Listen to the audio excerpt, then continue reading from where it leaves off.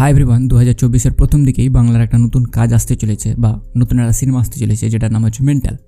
এবং এর প্রধান চরিত্র আছেন নুসরাত এবং ইয়াশ দাশগুপ্ত।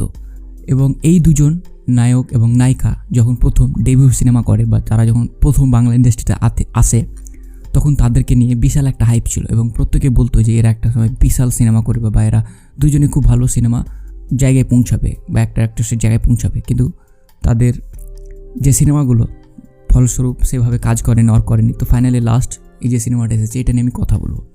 তো প্রথম কথা হচ্ছে এই ট্রেলারটাকে রিলিজ করা হয়েছিল এবং তারপরে ট্রেলারটা ডিলিট করে দেওয়া হয়। মানে অনেকটা এই টাইপের জিনিস যে আমরা অনেক সময় করি না, যে দেখুন আমাদের মধ্যে একটা হয় যে আমরা টুক করে কোনো একটা ভিডিও ইউটিউবে আপলোড করলাম বা হয়তো শর্টসে আপলোড করলাম, যে আমাদের 5 মিনিট পর মনে হয় যে ভালো লাগছে না বা হয়তো আমাদের পরিবারের লোক কী বলবে ভেবে আমরা ডিলিট করে দিই। তো এই সিনেমাটা ঠিক এরকম, মানে এদের প্রফেশনালিজমটা আপনি বুঝতে পারছেন কোন লেভেলের। এটা প্রথম দিক। এবার যে জিনিসগুলোর কথা বলি, প্রথম কথা হচ্ছে যখন আমি ট্রেলারটা দেখছিলাম, আমি পরেই আমাদের প্রসেনজিৎদার এবং জিতের প্রিভিয়াস সিনেমাগুলো চ্যালেঞ্জ 2 এই ধরনের সিনেমাগুলো ট্রেলার দেখলাম।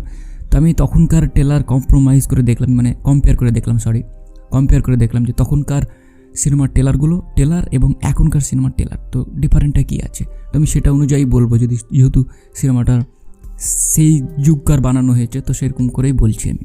তো সিরিয়াসলি একটা জিনিস থেকে শুরু করে, মানে আপনি সিনেমাটা ট্রেলার দেখার পর ভাববেন যে আমি সিনেমাটা হলে দেখতে কেন যাব।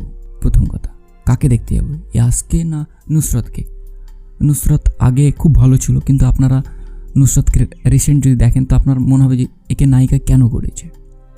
না দেখতে এখন সে আর ভালো আছে, না কোনো দিক দিয়ে সে ভালো, আর অভিনয়ের দিক দিয়ে তো সেই ন্যাকামো আছে। তো এই সিনেমাগুলো বারবার শুধুমাত্র কিছু নয়, আমরা যদি দেখতে যাই এই ধরনের সিনেমা, তাহলে কী হবে জানেন, যে আমরা চাইছি এই ধরনের সিনেমাগুলো আরও হোক। তো সেই জন্য আমাদের দরকারই পড়বে যে এই ধরনের সিনেমা যেন না হয়। এবার এই সিনেমা বের হওয়ার ফলে যেটা সবচেয়ে বড় প্রবলেম হয় সেটা কি জানেন, যে যারা ভালো ডাইরেক্টর আছে তারা তখন নতুন সিনেমা দিতে ভয় পায়, যে না ওদের সিনেমাগুলো চলছে না তো আমার সিনেমা কেন চলবে, তো একটা ভয় কাজ করে। তো এটা একটা ডিসকাস্টিং সিনেমা এবং এর ট্রেলারও খুবই ঘৃণ্য, জঘন্য, থার্ড ক্লাস সিনেমা। বিশেষ করে গ্যাংস্টারে যে বানানো হয়েছে, মানে সিরিয়াসলি না গান ভালো না, মানে এটা ট্রেলার। এর চেয়ে বাচ্চা ছেলের যে অ্যাকশন সিনেমাগুলো ছোটো ছোটো রিলসগুলো আপলোড হয় ওগুলো বেশি ভালো। তো ওভারঅল কিছুদিন আগে আমি কিন্তু ইয়াসের নাম করেছিলাম। তো আমার মনে হয় তাকে যেরকম হওয়ার দরকার সে সেই ক্যারেক্টারগুলোকে যদি বাঁচে তাহলে আমার মনে হয় বেশি ভালো হয়।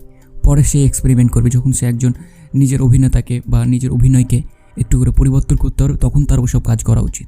তো ওভারঅল এটা খুবই থার্ড ক্লাস একটা ট্রেলার হয়েছে। আপনাদের কি মতামত ডেফিনেটলি আপনারা কমেন্ট করে জানাবেন। টেক কেয়ার, বাই, ভালো থাকবেন এবং নিজের খেয়াল রাখবেন।